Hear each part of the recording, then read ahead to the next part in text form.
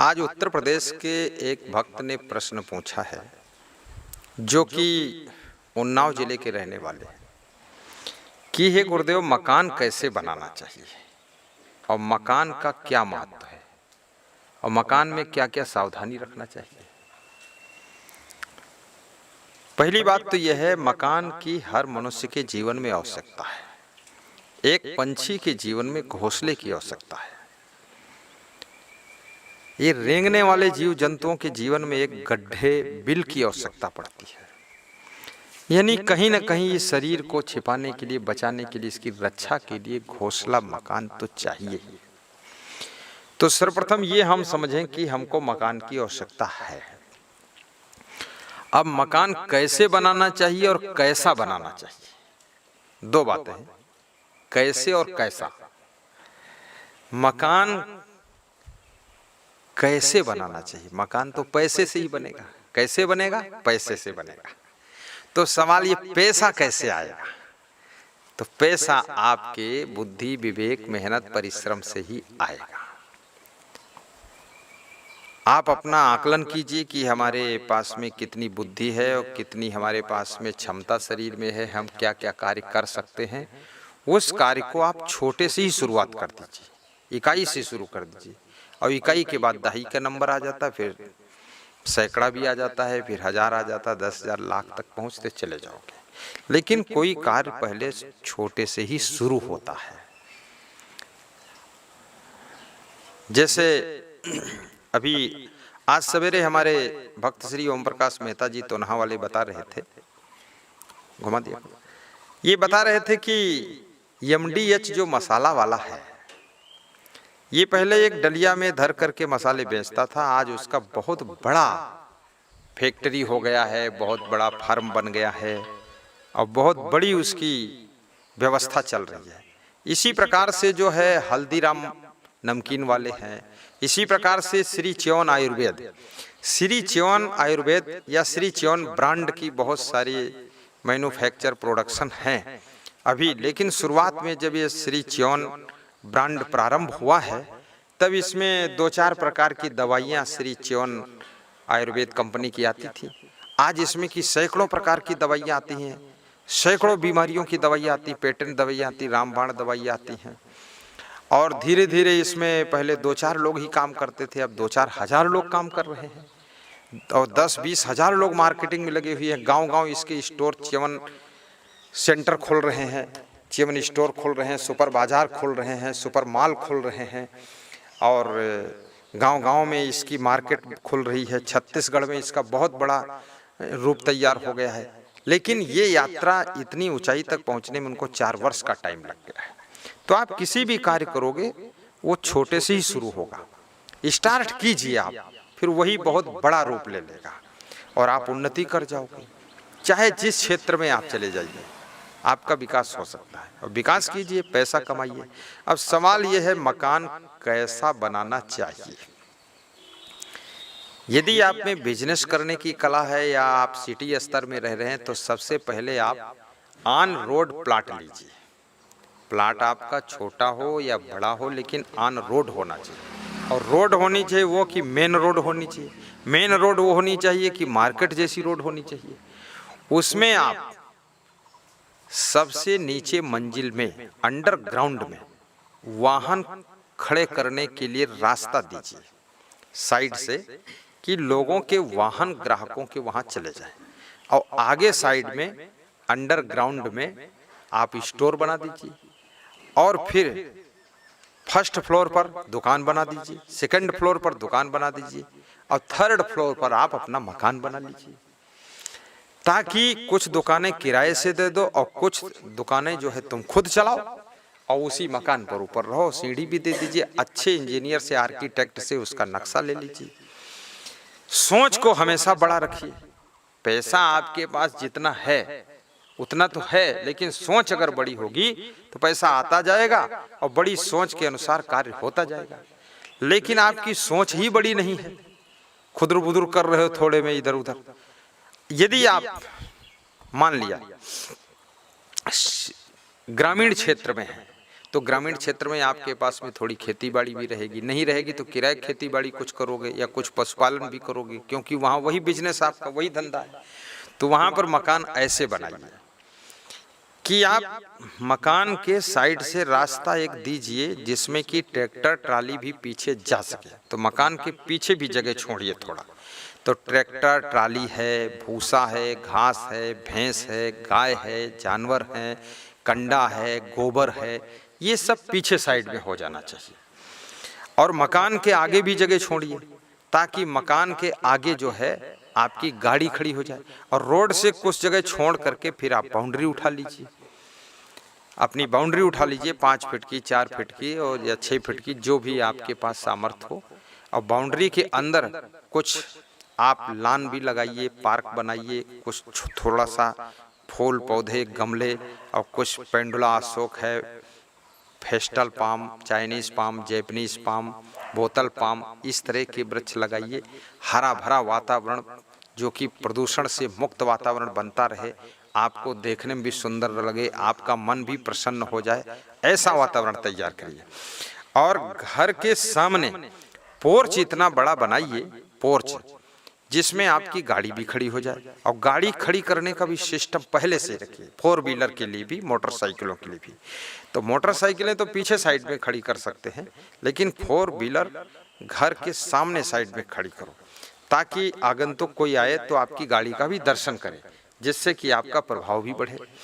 और नीचे जो मंजिल बनाइए, उस मंजिल में आपके पास अगर ज़्यादा क्षमता नहीं है तो 4 कमरा बना लीजिए, 2 कमरे में मेहमान और 2 कमरे में सामान और लेट बाथ किचन। दूसरी मंजिल पर 3 कमरा लेट बाथ किचन, चौथी मंजिल पर 2 कमरा लेट बाथ किचन, 5वीं मंजिल पर 1 कमरा लेट बाथ किचन। हर मंजिल पर ये सीढ़ी, लेट बाथ किचन और सब बनाते चले जाओ। ये प्लान में रखो, पहले 1 मंजिल तैयार करो। यदि गांव में ऐसी जगह पर आपका मकान है कि वहां पर दुकान भी आपकी चल सकती है, कुछ किराना स्टोर टाइप की है, तो वहां पर आप किराना स्टोर भी दुकान खोल लीजिए, दुकान भी उसी नक्शा में पहले से तैयार कीजिए। और यदि आप दुग्ध पालन कर सकते हैं तो अपने मकान के पीछे कुछ 4, 6, 10 भैंस है या गाय है, दुधारू जानवर अच्छी क्वालिटी के पालिए और दूध का भी बिजनेस कीजिए। आपके घर की महिलाएं पीछे पशुओं की सेवा कर लेंगी, दूध निकाल लेंगी, उनको भी काम मिल जाएगा, तो उनका भी शरीर व्यायाम हो जाएगा, तो उनको बीमारी भी नहीं आएगी और आमदनी भी बढ़ेगी। और अगर महिलाएं बैठी रहेंगी तो क्या होगा, वो बीमार होंगी, बीमारी में और पैसा लगेगा और फिर लेटी रहेंगी पलंग पर, तो उनको भी काम मिलना चाहिए। अब इधर तुम अपना जो है ऐसा मकान बनाइए, उसमें खिड़की भी रखिए और खिड़की में जाली भी लगाइए। और मेन दरवाजा जो आपका है उसमें जाली भी लगाइए, जालीदार दरवाजा भी लगाइए और लकड़ी वाला दरवाजा भी लगाइए। और मेन गेट थोड़ा सुंदर बनाइए और नक्शा सुंदर लीजिए। और सुरक्षित मकान बनना चाहिए, किसी तरफ से चोर घुस न सके। और मकान के अंदर बिजली ना हो फिर भी उजाला होना चाहिए, क्योंकि हर समय बल्ब जलाना, राड जलाना, इससे बिजली बिल भी पड़ता है। और साथ साथ में जब खिड़कियां नहीं होती हैं तो आपको प्राकृतिक रोशनी नहीं मिलती है, सूरज की किरणें जब नहीं पहुंचती हैं तो आपके घर में बीमारियां ज़्यादा रहेंगी। तो सूरज की रोशनी आपके हर कमरे में घुसनी चाहिए, इस तरह से नक्शा लीजिए। खिड़कियां बड़ी रखिए, दरवाजे भी कम से कम 7 फीट के ऊंचे रखिए और 3.25 फीट के कम से कम चौड़े रखिए, बहुत कम चौड़े दरवाजे भी ठीक नहीं हैं। और बाथरूम भी साफ सुथरा बनना चाहिए, टाइल पूरे मकान में लगना चाहिए, चमकना चाहिए, हर कमरे का टाइल अलग अलग कलर का लगाइए। और छत में बहुत अच्छी पीओपी नहीं, लेकिन सामान्य पीओपी भी लगाइए और सुंदर कलर भी लगाइए, डिजाइन भी अच्छी दीजिए, खिड़कियों के पास भी डिजाइन दीजिए साइडों में। और साथ साथ में घर में देखिए, सुविधा तो सभी चाहते हैं, आपके जो बच्चे हैं वो भी सुविधा चाहते हैं, और पापा और मम्मी का ही उनको भरोसा है। आपकी पत्नी भी सुविधा चाहती है, पत्नी भी आस लगाए रहती, मेरा पति कुछ कमाएगा, अच्छा बनाएगा, कभी तो सुख सुविधा से रहेंगे। तो अच्छे से कमरे बनाइए, कमरे बहुत छोटे भी मत बनाइए, कम से कम कमरा आपका 13 बाई 14 का हो या 12 बाई 15 का हो, ऐसा कमरा होना चाहिए। कमरे में कुछ अलमारी भी बना लीजिए। अगर अलमारी आप नहीं बनाना चाहते हैं तो आप बेड ऐसा बनाइए जो बेड के अंदर सब सामान भर जाए, और आधा बेड जो है, जो पैरों की तरफ है, वो पैरों की तरफ से ही खुल जाए, और आधा बेड जो है वो गद्दा उलट करके खुले तो भी कोई हर्ज नहीं है। इधर से बक्सा जैसा निकाला, उसमें सामान डाल दिया, तो अलमारी में जो जगह कमरे में खर्च होगी वो भी बच जाएगी 2 फुट की जगह, तो उससे कमरा और बड़ा हो जाएगा, खर्चा आपका नहीं होगा। यदि आपका परिवार काफी लंबा है तो आप बेड भी कमरे के एक किनारे पूरा एक लाइन से बेड ही बना सकते हैं, एक बड़ा बेड जिसमें 5-6 लोग सो सकते हैं एक साथ, 3-4 लोग सो सकते हैं एक साथ। और यदि आपके पास में पर्याप्त कमरे हैं तो फिर अलग अलग बेड उसमें डाल दीजिए, तो और फैसिलिटी बना सकते हैं आप। और हर कमरे में चार्जिंग की सुविधा होनी चाहिए, हर कमरे में खिड़की से कूलर लगाने की सुविधा भी बना लीजिए, भले लगाना हो न लगाना हो, कभी लगाना पड़े तो लगा भी सकें आप। और ये पहले से सोच लीजिए।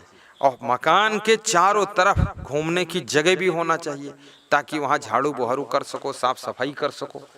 और मकान के चारों तरफ बाउंड्री भी होनी चाहिए। और मकान को नीचे ज़्यादा मत फैलाइए, बहुत बड़ी जगह मत घेरिए।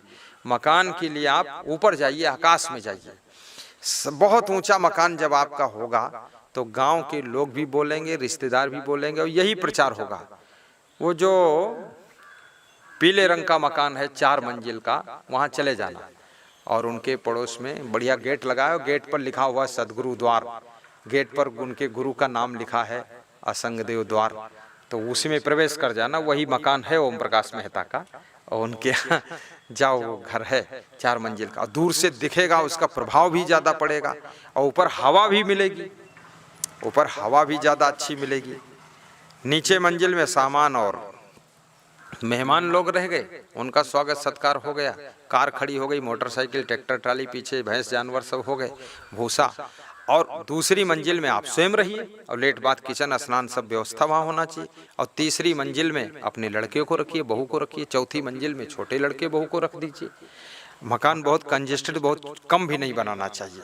चौथी मंजिल तक चले जाओ, 5वीं मंजिल तक चले जाओ, कोई बुरा नहीं है, क्योंकि ऊपर जब ऊंचा उठते हैं आप तो आपका नींव का खर्चा कम हो जाता है और जगह भी नहीं लगती है, आपकी जगह भी बचती। क्योंकि अभी हमारे भक्त जी यहाँ बता रहे थे, एक गांव है छोटा सा, ये तोनहा गांव, तो यहाँ बता रहे थे 5 लाख रुपए कट्ठा जमीन है यहाँ पर।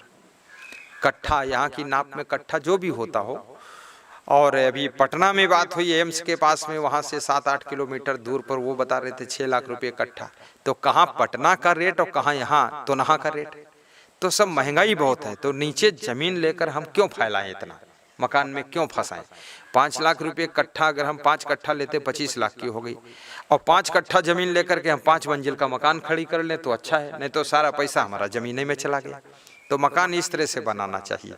और मकान में गेट छोटे नहीं रखना चाहिए, नहीं तो सिर खोपड़ी में लड़ेगा।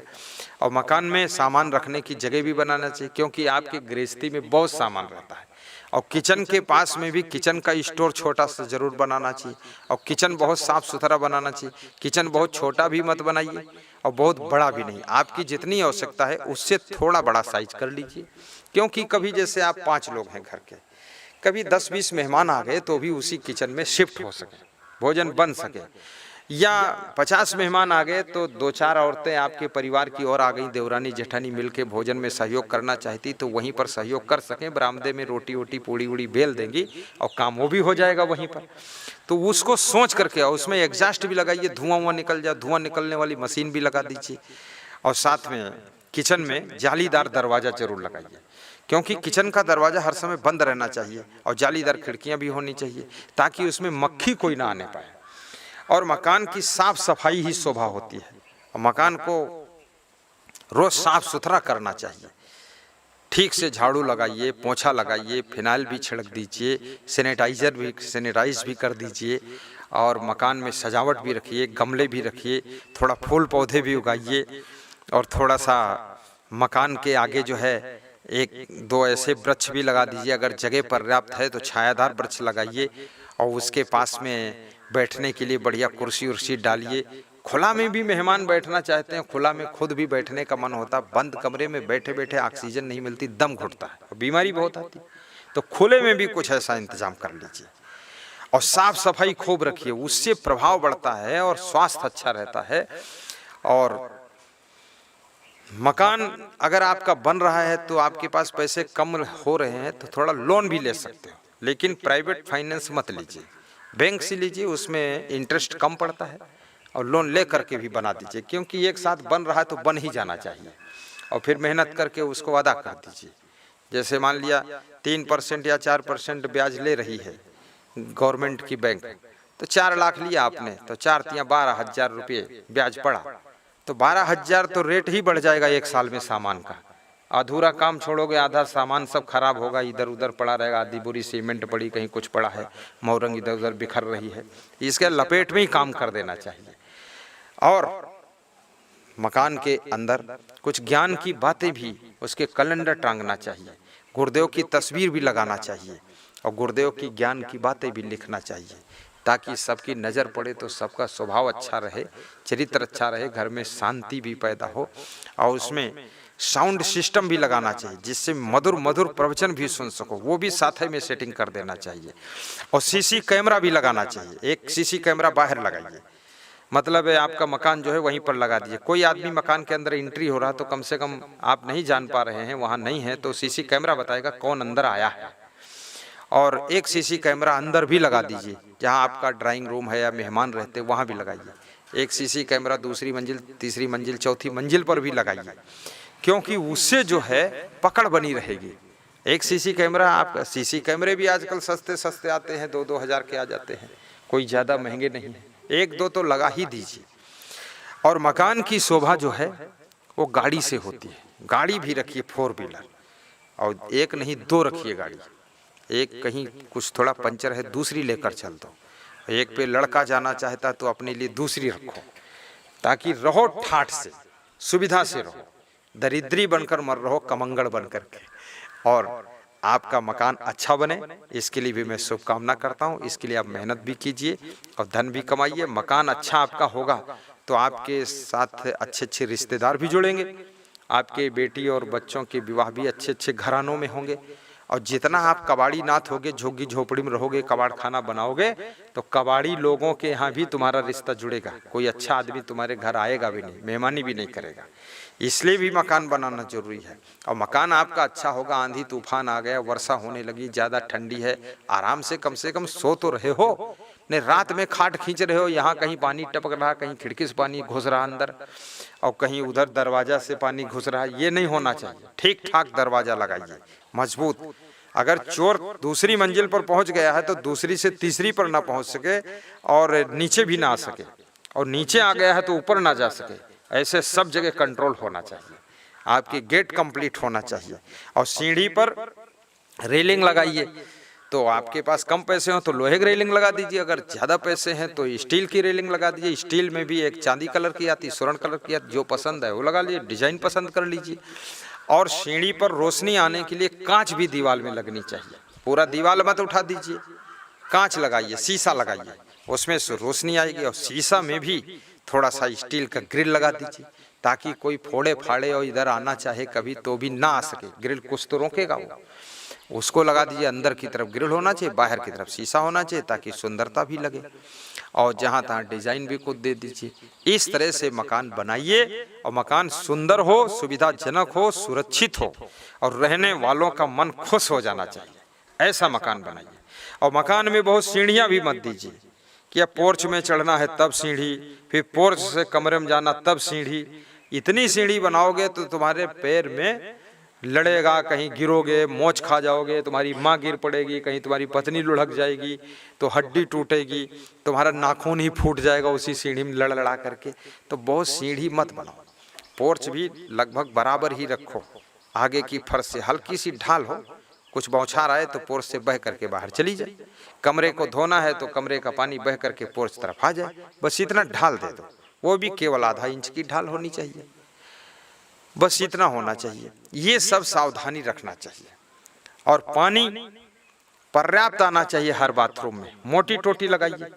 अब ऐसा नहीं कि पानी की बेटिंग करने में ही वो स्नान करने आदमी गया है तो 3-4 मिनट वो बाल्टी भरने में लग गया, अब खोले बैठा टुल टुल टुल टुल पानी, अब उसमें उसको इंतजार करने में फिर उसको समय बर्बाद होता है और मन में अच्छा भी नहीं लगता है। टोटी खोलो, फर से भर जानी चाहिए आधा मिनट में बाल्टी, खट से वो आदमी नहा ले। और फ्लश सिस्टम की लेटरिन ऐसी होनी चाहिए कि उसमें भी बटन दबा दो तो पानी अपने आप जाना चाहिए, ऐसा नहीं बाल्टी भर के उसमें लेटरिन के शौचालय में पानी डालना पड़े, वो भी ऐसा होना चाहिए। और हर बाथरूम में कोने में गेट के पास में ही आप जो है वॉश बेसिन जरूर लगाइए। कम जगह है तो छोटा सा लगा दीजिए, कॉर्नर है तो कॉर्नर वाला लगा दीजिए, ताकि कुछ हाथ वाथ धोना है, अब टोटी में धोगे जा करके अगर स्नान वाली में तो तुम्हारे पैर छिप जाएंगे, पैंट छिप जाएगी।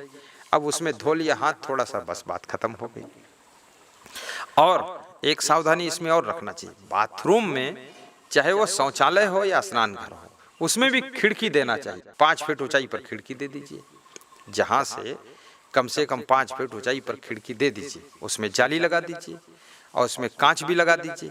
जब जरूरत है कांच वाला खोल दिया, ठंडी महीने में बंद कर दिया, और जाली वाला हमेशा लगा, ताकि मच्छर ना आए और रोशनी भी आती रहे और गैस भी ना बने गंदगी की, बाहर की हवा से क्रॉसिंग बनी रहे। तो ऐसा भी लगा देना चाहिए। एग्जॉस्ट भी अगर ज़्यादा कंजेस्टेड है तो एग्जॉस्ट लगा दो, ताकि वहाँ की गैस निकाल कर बाहर फेंक दे। और बढ़िया सुंदर वाला टाइल लगाइए, हर बाथरूम का टाइल निराला लगाना चाहिए। ऐसा मत लगाइए जिससे कि मतलब टाइल का कलर गंदगी जैसा ना हो। बाथरूमों में कभी पीले रंग का टाइल नहीं लगाना चाहिए, लाल रंग का टाइल नहीं लगाना चाहिए, क्यों लेटरिन के कलर का टाइल नहीं लगाना चाहिए। बाथरूमों में टाइल हमेशा या तो नीले रंग का हो या हल्का हरे रंग का हो, और या तो और कोई ऐसा मेटेलिक कलर हो जिसमें कि आपको ऐसा, अब लेटरिन का कलर और आपके टाइल का कलर एक ही है तो पता ही नहीं चलता इसमें गंदगी लगी है कि सफाई हुई है, वो कलर नहीं लगाना चाहिए। और आज के युग में मैं तो हांगकांग गया था, वहाँ भी देखा हूँ, दुबई में भी देखा हूँ, तो बहुत अच्छा सिस्टम है, वो मैं आपको बता देता हूँ। और अभी मैं ठहरा था राजकुमार रघुवंशी गुना में, राष्ट्रपति के भाई रामनाथ कोविंद के भाई रामस्वरूप कोविंद जी ने प्रवचन करवाया था। तो एक होटल में, राजविलास होटल था शायद, है ना, राजविलास होटल था, नया ही बना था। तो उसमें हम लोगों को पूरा खाली कर दिया था, बढ़िया व्यवस्था दिया था। तो उसमें कमरे से घुसो तो पहले बाथरूम था, बाथरूम जाने का रास्ता। अब कई बार चूक हो जाती तो बाथरूम हम लोग लास्ट में दे देते हैं, जानकारी ना होने के कारण। तो कमरे का जो गेट है वहां से घुसिए तो साइड में बाथरूम पहले आना चाहिए, बाथरूम का गेट मिल जाना चाहिए, ताकि आपको पाँव धोना है तो पाँव वाँव धो लो, फ्रेश हो लो, लवशंका हो लो, और फिर कमरे में जाइए अपने। तो उसमें सुंदरता भी बनी रहती है और कमरे में गंदगी भी नहीं होती। नहीं तो गेट से प्रवेश होकर के दूसरे कोने तरफ अगर जाता है आदमी फ्रेश होने के लिए, तो फिर उसके पाँव की गंदगी पूरे में फैलती है और जगह भी कमरे की खराब होती है। तो ये भी सावधानी रखनी है। और मकान के अंदर जो सोफा डालना चाहिए, उनके किनारे बहुत मोटे नहीं होने चाहिए, जो हत्था होते हैं, क्योंकि फिर वो जगह बहुत बर्बाद हो जाती है उसमें। और जगह जब बर्बाद होती है तो फिर आपके कमरे में बैठने सोने की जगह ही नहीं रह जाती है। इसलिए आपको ये सावधानी भी बरतना चाहिए। इतनी बहुत सी बातें मैंने बता दी है। और हर बाथरूम में मंजन ब्रश रखने के लिए भी स्थान बना देना चाहिए। आखिर उसको कहाँ रखेंगे लोग, साबुन रखने का भी स्थान बना देना चाहिए।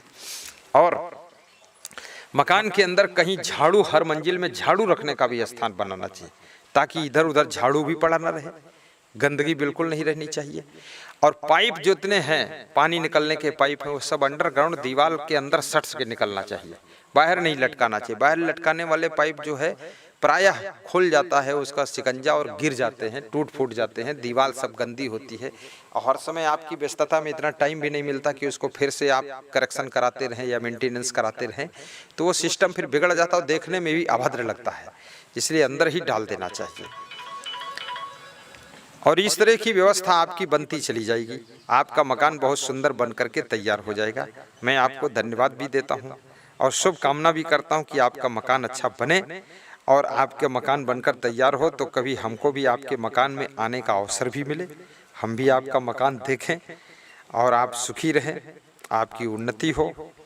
और मकान में छत के ऊपर थोड़ा मंदिर सा भी बना देना चाहिए, मंदिर जैसा, तो बाहर से लगे कि मंदिर है तो और सुंदरता उससे बढ़ जाती है।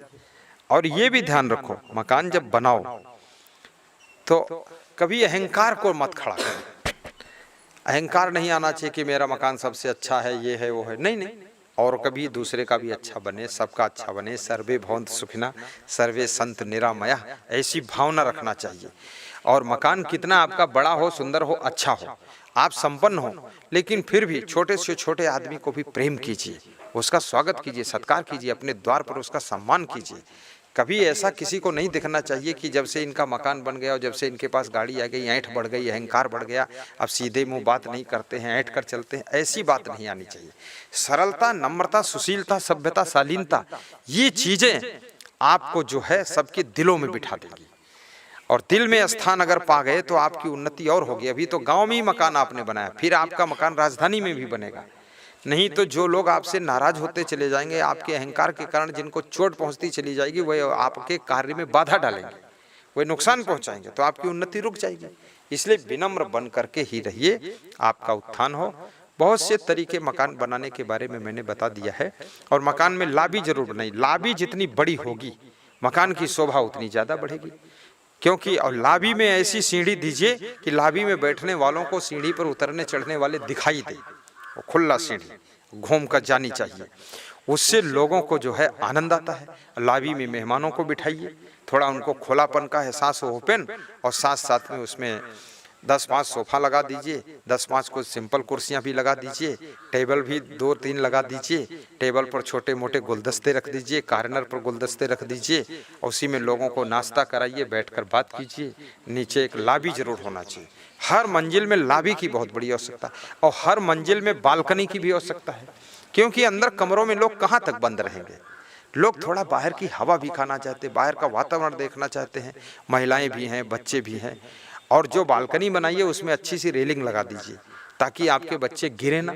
और जो आपका डुप्लेक्स होगा वो ऊपर तक मंजिल तक जाएगा, जो अंदर की सारी गैस निकालता रहेगा, तो उसमें भी अच्छी सी रेलिंग लगाना बहुत जरूरी है, ताकि तुम गृहस्थ आदमी हो, तुम्हारे बच्चे कहीं गिर गिरा जाए, चोट चपेट लग जाए, तो उनके लिए सावधानी बरतना पड़ेगा।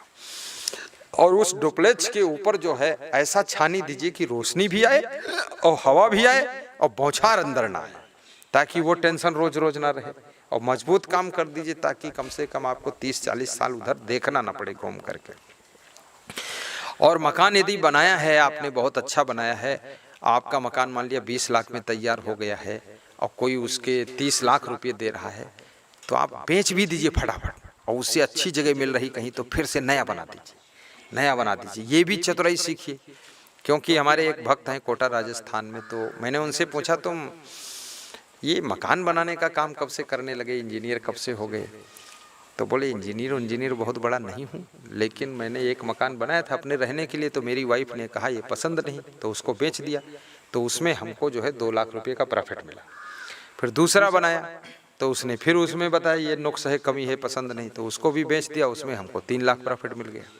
फिर तीसरा बनाया तो उसने कहा ये बिल्कुल पसंद नहीं, ये कॉलोनी अच्छी नहीं, तो उसको बेच दिया, उसमें 4 लाख प्रॉफिट मिला। तो ऐसे मैंने 3-4 मकान बनाए और बेचे, तो फिर मैंने बनाना बेचना ही शुरू कर दिया, वही बिजनेस शुरू कर दिया। तो आज की तारीख में हमने कम से कम हजारों मकान बना दिए हैं, हजारों बेच दिए हैं, और उसी से हम करोड़पति हो गए हैं, और बहुत बड़ा हमारा बिजनेस हो गया। जैसे आप गाड़ी लाए हुए, मान लिया सेकंड हैंड गाड़ी लाए 2 लाख की, और कोई 2.5 लाख दे रहा है, तो आज लाए कल बेच दो, आप लफड़ा खत्म करो, कल फिर और ले लेंगे। अरे भैया रातों रात 50,000 का प्रॉफिट हो रहा है, ये कोई कम है? गाड़ी से कौन अपने को शादी करना है, उससे और अच्छी मिल जाएगी। और गाड़ी जो जिस कंपनी को, उस कंपनी की सब उसी तरह की आती है, आप दूसरी ले आइए। गाड़ी भी लाइए, बेचिए, चलाइए, बस महीना भर चलाइए, फिर बेच दीजिए, उधर ढूंढते रहिए, इधर बेचते रहिए और चलाते भी रहिए, ये होशियारी कीजिए। तो बहुत तरह से आप कार्य कर सकते हैं। और जो आदमी चेंजिंग करना नहीं जानता, ट्रांसफर करना नहीं जानता है, वो आदमी आगे नहीं बढ़ सकता है। इसलिए अपने आप को चेंजिंग करना भी सीखो। बहुत बहुत धन्यवाद, शुभकामना।